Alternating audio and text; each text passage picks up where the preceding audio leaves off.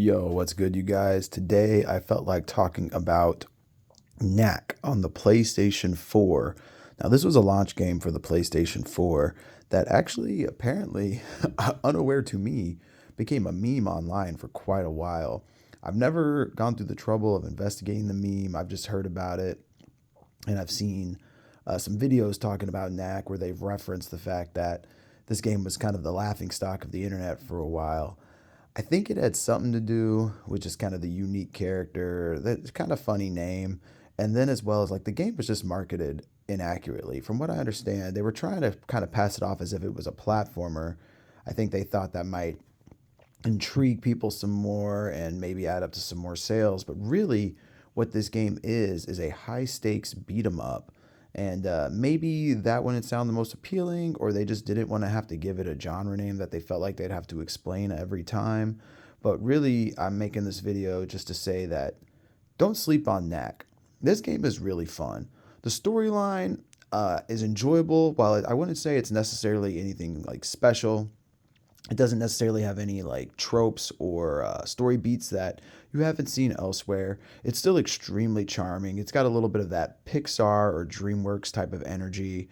And ultimately, the plot it tells is satisfying. I enjoyed it. I enjoyed the characters. I enjoyed the journey they went on. And it's just fun watching them grow and interact with one another. But what really makes this game special, in my opinion, is the gameplay. The high stakes beat 'em up is a perfect way to describe it because beat 'em ups, I can't speak for anybody else but myself, but for me as a child, I loved that genre. I found it to be a blast. I found it to be so much fun. But as I got older, I found them to become more and more bland and boring and just really repetitive. This, in my opinion, is one of the most fun beat 'em ups I've ever played. It can be extremely challenging at times, but ultimately, it's really good. Basically, think of it this way: as the game progresses, you are introduced to different battles against different groups of enemies, um, and in these battles, they'll have different bad guys, and they'll lay them out in different ways. And so, I'm kind of overcomplicated. I'm trying to film and talk at the same time, and honestly, it's taking some getting used to. But basically, let's say you see these goblin characters down here, right? There's a few different enemy types in this game, goblins being one of them. Now, goblins come in all shapes and sizes with all sorts of different weapons, and all those different types have different attack patterns and techniques. Part of Knack is timing your attacks, trying to get in and hit the enemy before they hit you, dodging an attack and countering, maybe hitting them with an aerial attack, things like that.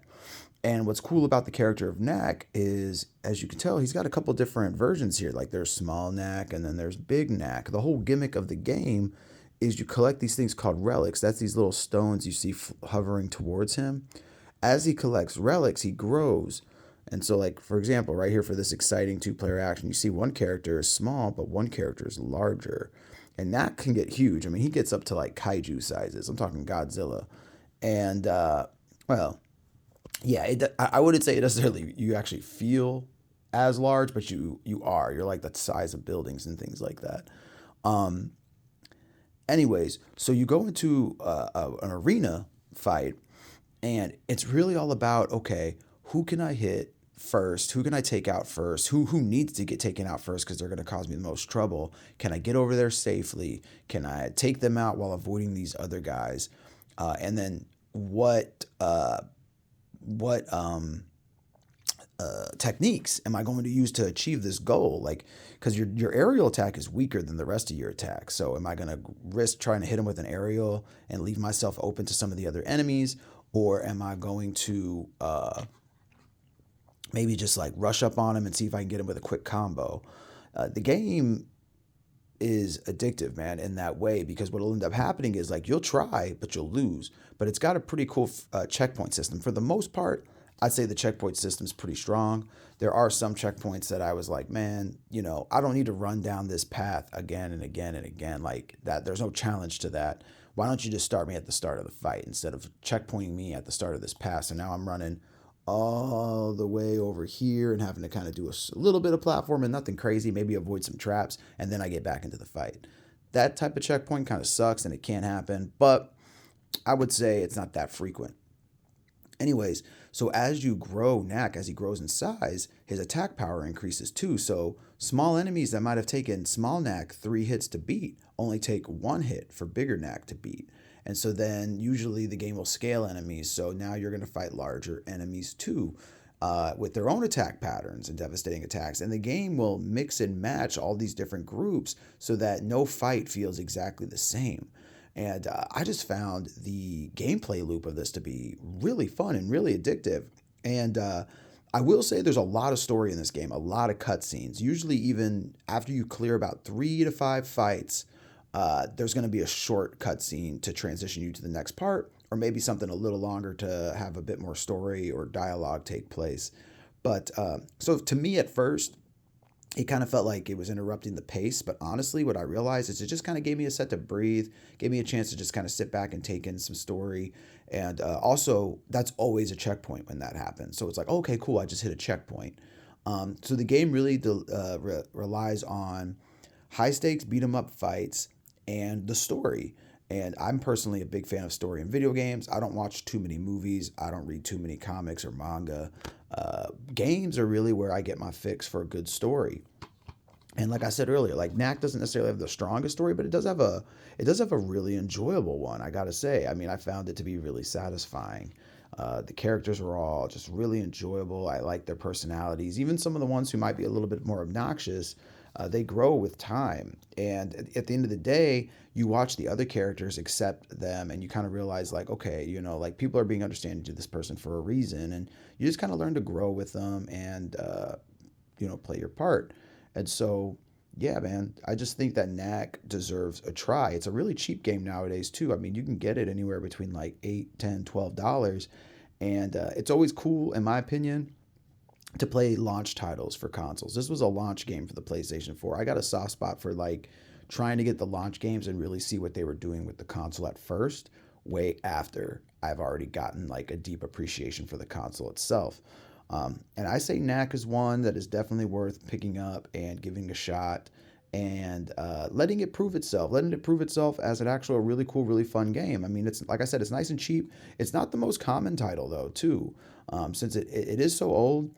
And I think it sold, fairly well, as the pickings are pretty slim at the start of the PlayStation 4 life. But I don't come across this one very often. That's why the copy I have actually isn't in like the best condition. I mean, it's in decent condition. For example, I don't know if there's any inserts with this game at all. I actually have no idea. So I just got one without inserts. But there's the disc. And the disc is in fine condition, but I found it at a pawn shop for $5, and I leapt at that, man. I leapt at it. I never see this game. So there is a two-player mode, which actually I did not know that Knack 1 had a two-player mode. I know Knack 2 does, so that's really cool too. So you could play this in co-op, and it makes me wonder if they alter any of the fights at all. Like, do they add more enemies? Do they raise the enemy's defense? I'm kind of curious about that now. Discover the truth behind the mysterious relics. Yeah, that's definitely a major part of the plot. Pick up parts and grow up to 3 stories tall. Yeah, exactly. So that's like one of the stages where you get to grow pretty big. He gets bigger than that even.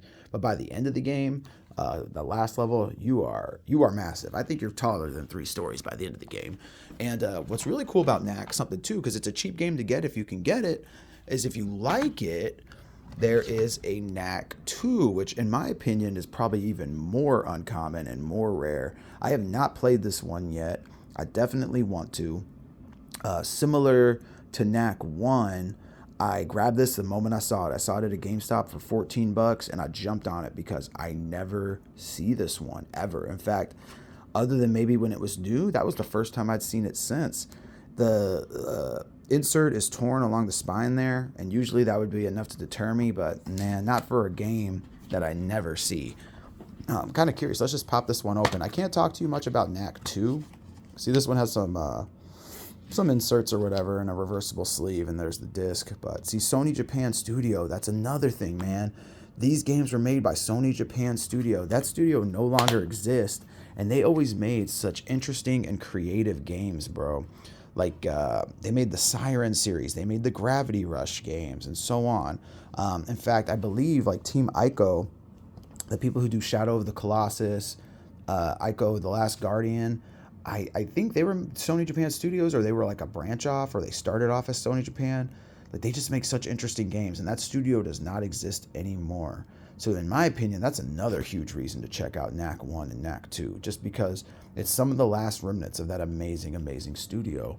So yeah, and in the future, I'll talk about this game, but for now, I don't have much to say. Like I said, I haven't actually got around to playing it yet. I did a little co-op with the wife, and we certainly enjoyed ourselves, but she's encouraging me to just go after it on my own. So I'll probably start a new file and start fresh on it when the time comes. But right now, I'm completing my second playthrough of Knack 1 because you can unlock stuff in Knack. That's something I failed to mention earlier. You can unlock gadgets that help give gameplay modifiers. So one of my favorites is a combo meter. So if you hit more than 8 attacks in a row, that doesn't mean like within a time period, it just means not interrupted. So don't take any hits, hit 8 attacks in a row. Your attack multiplier will go up. You get another 8 hits and it'll do it again. Another 8 and it'll do it again. And man, when you are at a point where you're one-shotting every enemy, no matter their size, no matter their strength, and you're just blazing through, that is so much fun. You can also unlock gems that unlock different versions of Knack with different stat base. So like so far I've unlocked Aqua Knack, who has a really high attack but a really low defense. Things like that. I just find it to be really, really cool. Knack's a really enjoyable character. He does speak, which catches some people off guard. But yes, he does speak.